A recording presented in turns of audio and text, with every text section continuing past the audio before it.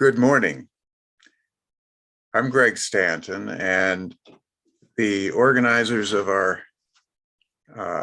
conference today have asked me to chair the conference, and so I have the honor of doing that. And we've had 2 days now of discussion of past genocides that have occurred in India.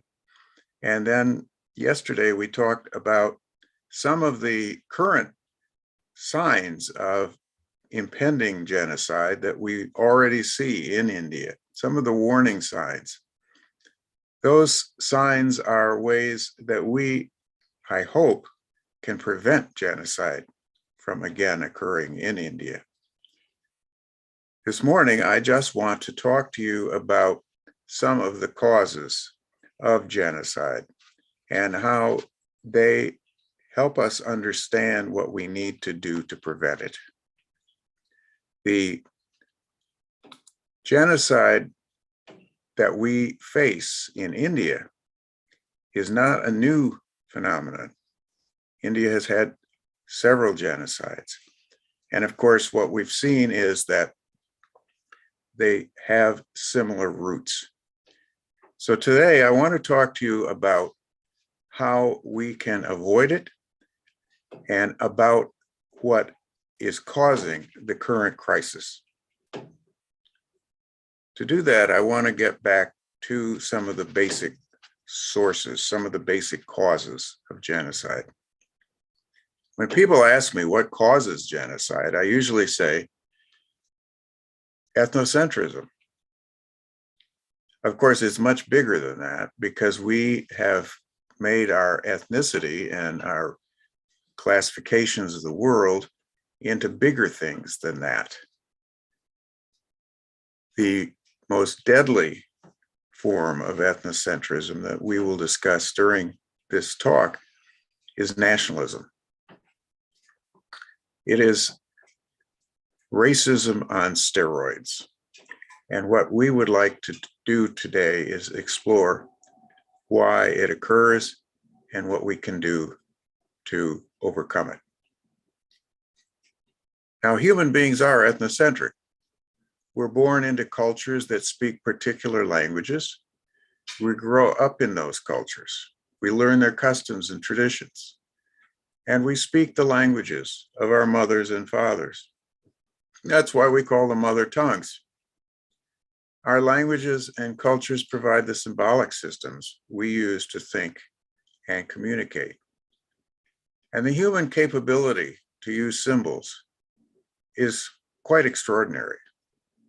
There's really no parallel in the world, or for all know, who knows where. There are more neurons in a single baby's brain, more neural connections than all the stars in the Milky Way. I think that's a miracle. But it gives us the power that we have to create, to symbolize, to make the world, to build machines, to build cities, to do all the things, to write plays, to write music, to do all the things that human beings can do. Now, cultures include religions that order our understanding of the world, our relationships with other people, and our relationships with the divine forces that we recognize through our religions. Religions define what is sacred, possessing relationships to the divine expressed in sacred texts, laws, symbols, traditions, and rituals. Religions are the way we center our lives and our cultures, because cultures have centers. Some are geographical, like capital cities. Others are religious. Jerusalem, Mecca, Mount Sinai, Rome, Lourdes, Hardwar, Ayodhya, Anuradhapura. These sacred centers are places where people gather to worship. Cultures also have boundaries. Some boundaries are defined by language, Germans speak German, French speak French, English speak English, and as the English like to remind us, Americans speak American.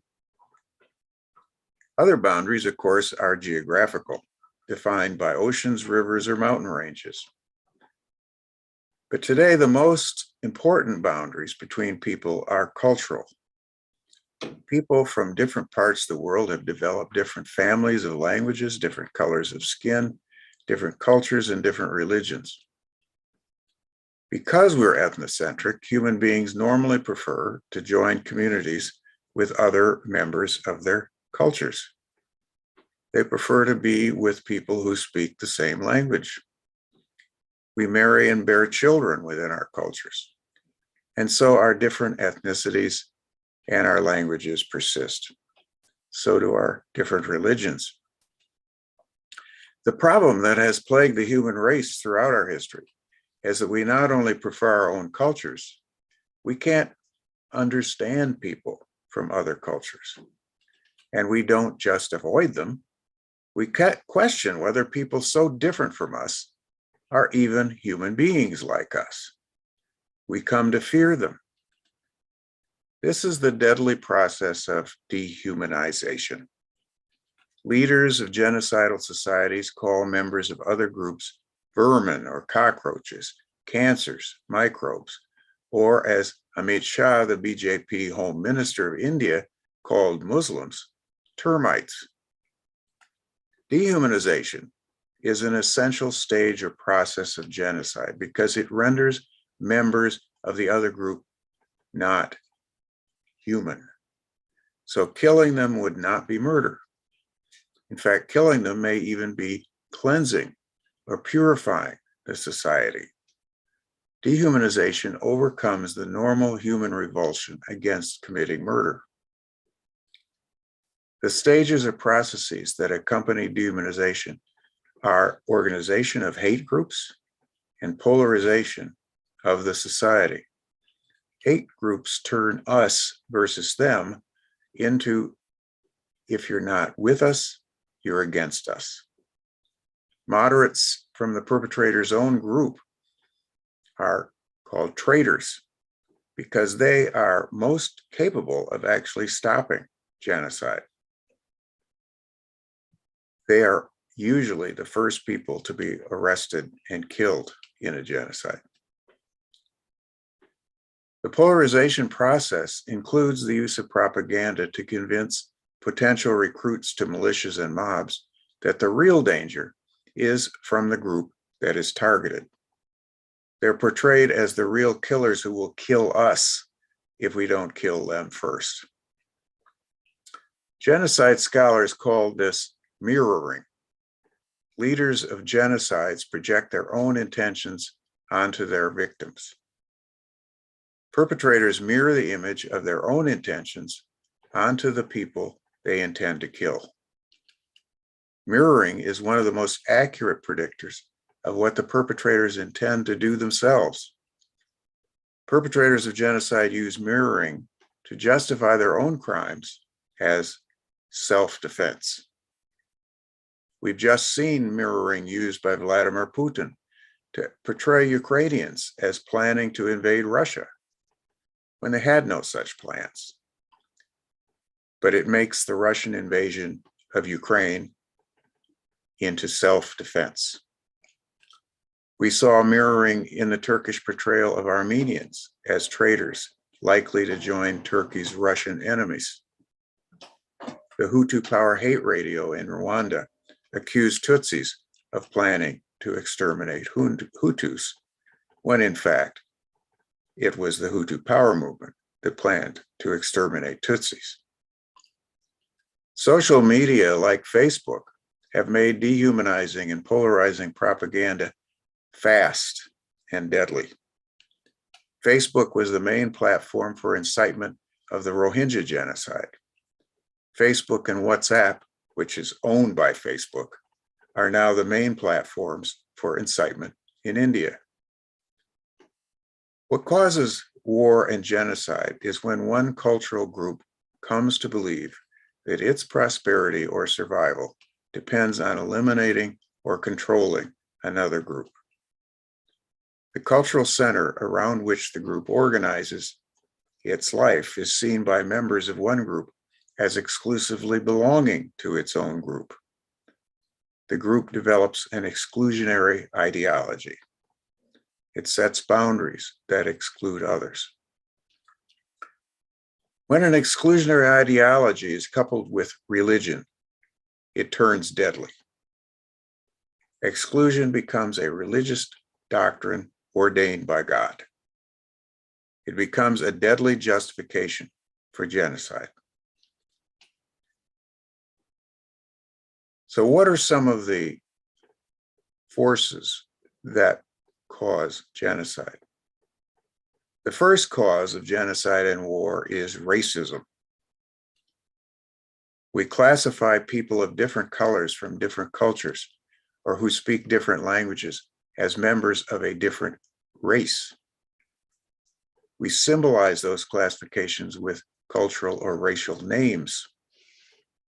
We forget that really there's only one race, the human race. We treat others as foreign to our own culture.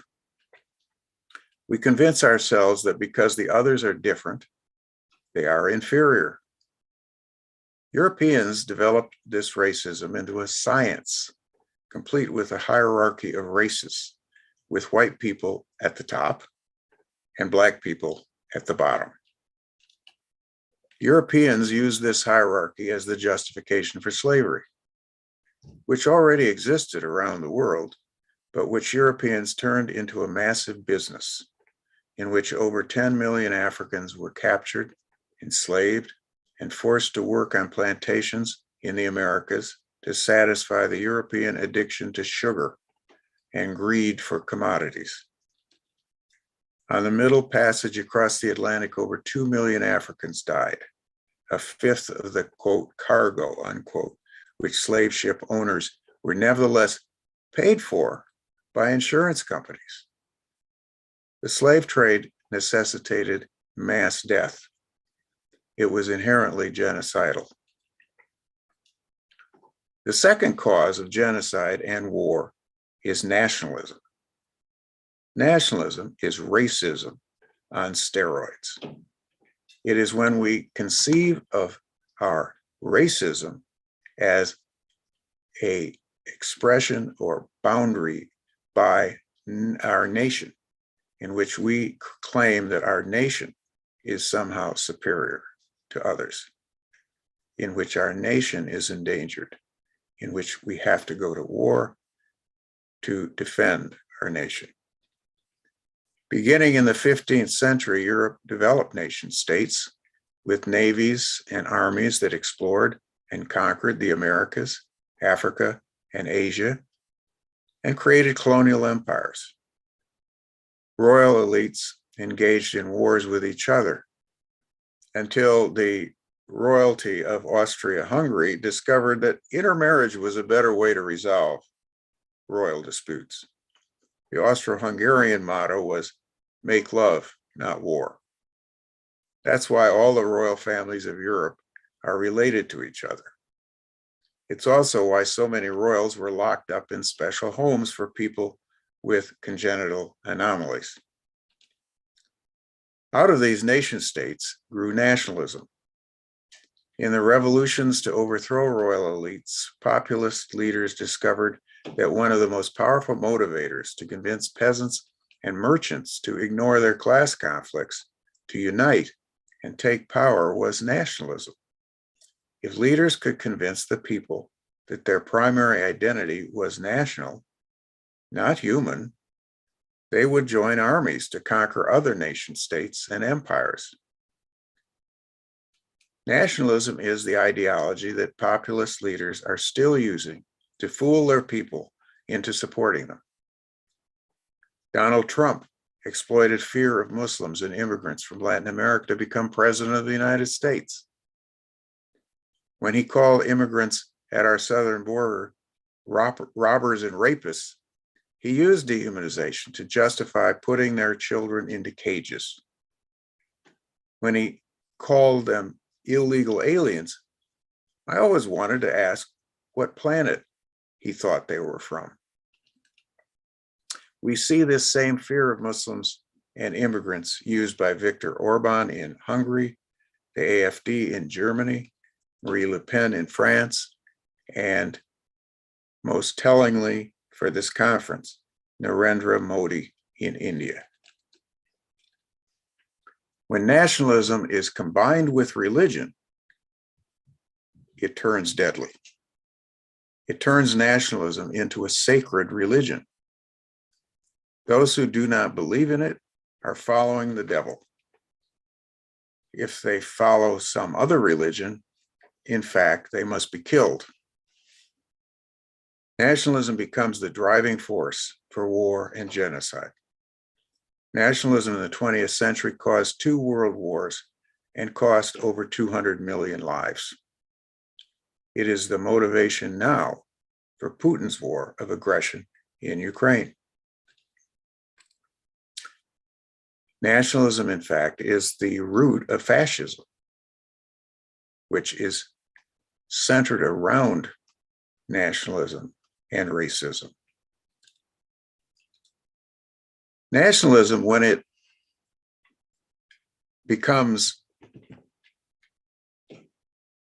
metastasizes, becomes colonialism. The third cause of genocide and war is colonialism. Convinced by their scientific racism that Black people and Asians were racially inferior to white people, European nations drove their colonialism deep into the heart of Africa. Belgium's King Leopold studied how Spain had made its colonies in Latin America turn a golden profit. Leopold applied the lessons to the Belgian Congo, which in fact he claimed as his own personal property.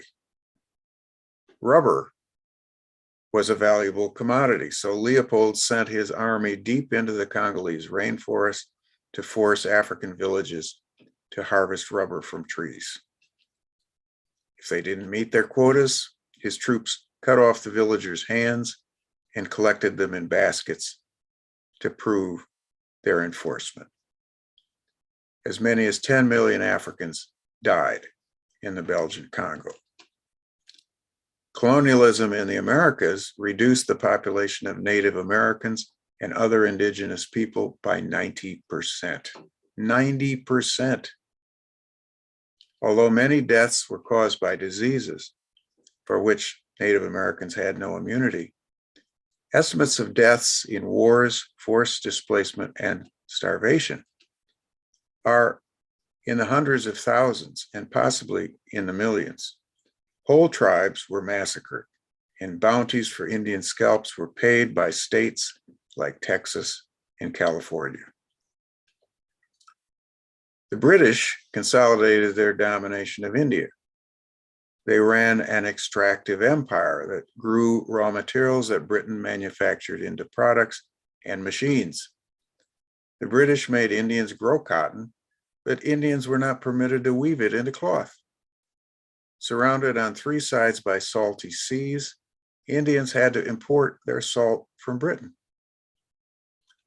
British unification of India meant that the complex patchwork of princely states and directly ruled territories included people of multiple religions. Partition in 1947 resulted in double genocide as Muslims fled to Pakistan and Hindus to India.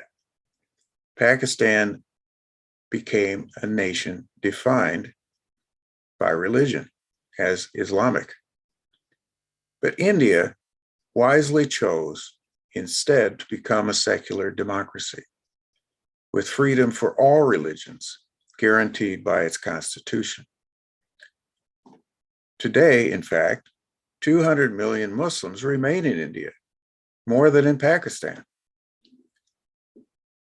Pakistan then committed genocide against the Bengalis of East Pakistan in 1971 when Bangladesh declared its independence. Pakistan's army murdered at least 1 million people, including both Muslims and Hindus. It is the secular character of India and its constitution that Prime Minister Modi, the RSS to which he belongs, and the advocates of hindutva want to overthrow. They want an India for Hindus, in which Muslims and Christians will be second-class citizens, tolerated at best, excluded from full citizenship, and murdered at the worst. As Genocide Watch has warned, the genocide of Muslims in India is already in preparation. Now, the Modi government says Genocide Watch's warning about preparation for genocide of Muslims in India is exaggerated, but they haven't read the Genocide Convention. The Genocide Convention says in Article 3, and I quote, "The following acts shall be punishable: genocide, conspiracy to commit genocide, direct and public incitement to commit genocide, attempt to commit genocide, and complicity in genocide." So the genocide doesn't have to actually be already underway in mass killing for genocide already to be punishable. In other words, people who incite genocide are committing a crime. Direct and public incitement to commit genocide against Muslims is exactly what was preached by hindutva leaders at Hardwar in December.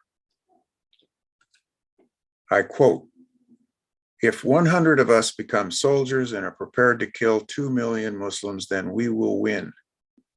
We will protect India and make it a Hindu nation."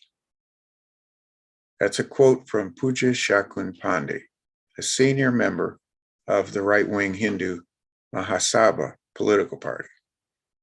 Now, the Hindu Mahasabha's vision, according to the group's official website, is to declare India the national home of the Hindus. The website says if it takes power, it will not hesitate to force the migration of India's Muslims to neighboring Pakistan. In 2015, Sadhvi Deva Thakur, a senior member of the group, told reporters Muslims and Christians should undergo forced sterilization to control their population growth.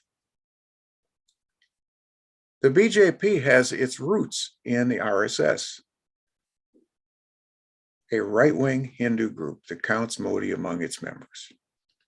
Many RSS members are adherents of the hindutva ideology. They want to make India the land of the Hindus. In 2018, India's current Home Minister, Amit Shah, said that Muslim immigrants and asylum seekers from Bangladesh were termites and promised to rid the nation of them. To defeat Modi's religious nationalism, India must recenter Indian nationalism. It must take the religion out of Indian nationalism. India's nationalism must be recentered on the secular vision of India's founders, Gandhi, Nehru, Ambedkar. Religion must be removed from India's nationalism. So what is to be done? What must we do? Indians must build a popular movement within India to resist and overthrow the BJP and Narendra Modi's religious nationalism. This movement must be led by people in India who believe India must remain a secular democracy. There are good signs that this can be done. India still has a relatively free press. India still has a relatively independent judiciary. India still has laws that can be used to prosecute incitements to commit genocide. The law can be used to prosecute corrupt BJP officials. The Indian diaspora can support this movement for a secular constitutional India. Communications today have become international. This conference is an example. We have heard from scores of speakers from the Indian diaspora, from experts in India, from genocide scholars, from survivors of past genocides in India and other countries, and from activists around the globe. We must keep the pressure on. We should organize a continuing movement in the US, Europe, the UK, Australia, and around the world to keep the defeat of Modi's religious nationalism at the top of the policies of every democracy. With that goal in mind, Genocide Watch and other members of the Alliance Against Genocide who have organized this conference today announced the formation of a movement to campaign around the world to defeat Modi's attempt to subvert the Indian Constitution and turn India into a genocidal society. Thank you for your attention. And as we continue our conference today, I hope that we will consider how we can organize such a movement. Thank you.